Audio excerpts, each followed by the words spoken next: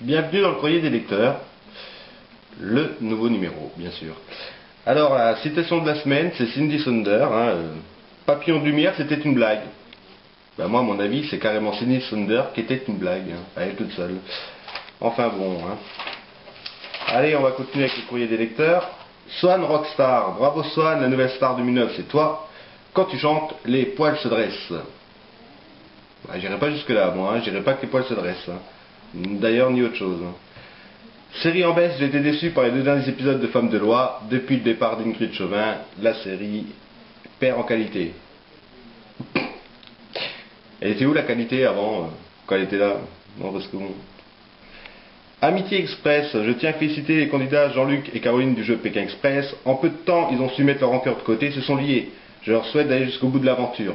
En fait, ce qu'ils ne montrent pas, c'est que ils ont montré tous les petits clashs dans Pékin Express depuis le début, et puis maintenant, comme ils ont vu que ça avait de l'audience, bon, ils ont enlevé les clashs. Parce que bon, à mon avis, ils doivent s'engueuler tout le temps. Donc.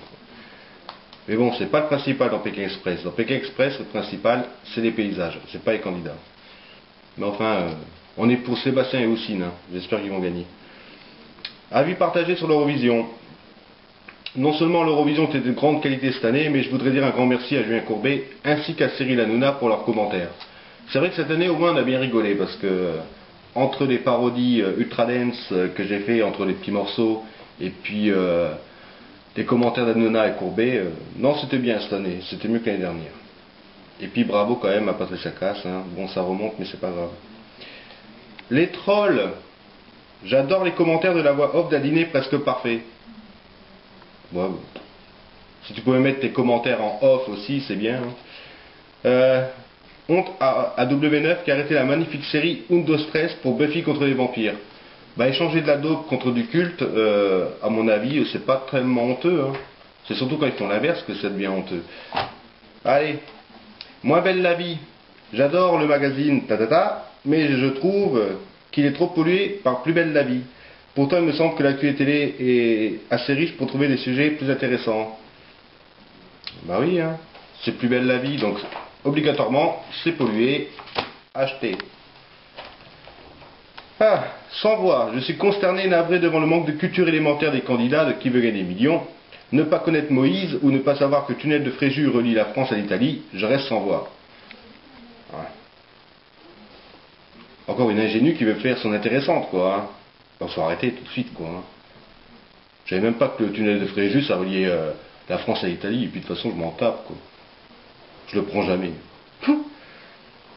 Et un petit troll, bravo pour la série Profilage, vivement la suite. Ouais. Bah en France, il faudrait peut-être commencer à faire des saisons de 18 épisodes au lieu d'en faire 6, et d'appeler ça une saison. Parce que ça devient complètement pourrave. Ensuite, merci NT1 pour le catch américain. Pourquoi M6 a-t-elle supprimé CalX? Parce que M6 est devenu une chaîne qui ne court qu'après l'argent. Voilà. Ne court plus après les téléspectateurs, vu qu'ils les ont acquis depuis longtemps avec des émissions de daube, Super Nanny, Faites le ménage, etc.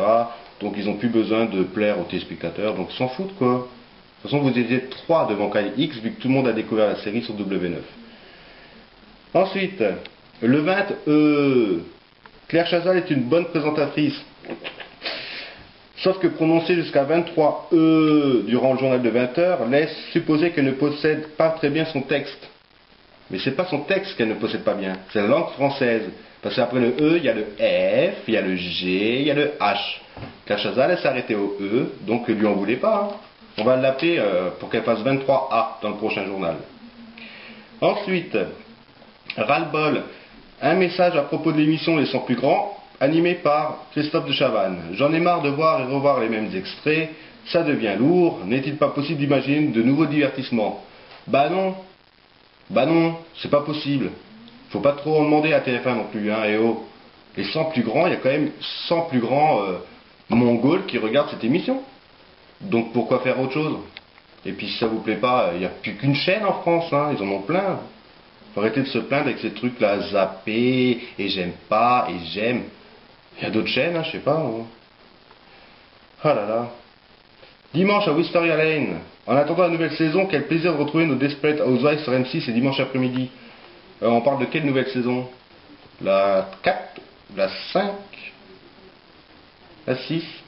Ah si, ça n'est pas encore. Je vous ai eu. Alors, bon bah, hein. Privé de match de foot, tout le monde s'en fout de toute façon. Hop là. Suivant. Des candidats imbuvables. Est-ce qu'il faut des candidats peau de vache? Un dîner presque parfait. Il manque une super nanny pour apprendre à certains la modestie et la correction les plus élémentaires. Nul n'est censé détenir la vérité, mais à écouter les candidats, on peut se poser la question. Personnellement, j'ajouterais un vote du public via Internet pour le convive le plus désagréable, et la sélection serait parfois difficile. On leur demande pas d'être gentils dans un dîner presque parfait, on leur demande de savoir faire à bouffer. C'est pas la même chose. Hein, si vous voulez des candidats très très gentils, eh ben, je sais pas moi, regardez le Grand Frère ou Confession intime. Ensuite, beaucoup de vent pour rien, je trouve les interventions d'Evelyne Delia ou Catherine Laborde à la fin du JT de 20h sur TF1 complètement inutiles. À part un sourire, elles ne nous donnent aucune information pertinente, je ne vois pas où est l'intérêt. Bah en fait, ils vous donnent un sourire parce que quand on ouvre le journal le matin, il y a aussi une grenouille qui fait un sourire, c'est-à-dire qu'il va faire beau. Mais bon, elle, c'est deux grenouilles, mais chaque fois qu'ils disent qu'il va faire beau, il pleut, hein, donc c'est pour ça. Ah là là, qu'est-ce qu'il y a d'autre? Plus belle la vie a bien fait de parler d'un sujet qui nous concerne tous, l'écologie. Bah, à force de nous rebâcher, de toute façon, l'écologie... Faut pas se réveiller maintenant, hein. C'était il y a 50 ans qu'il fallait se réveiller. Parce qu'en faisant des usines qui polluent tout, c'est pas aujourd'hui qu'il faut pleurer. Ensuite, balade sur la croisette. Félicitations à Canal+ de nous avoir offert chaque jour le grand journal du festival. Bon bah... Ouais, hein, si vous le dites. Hein.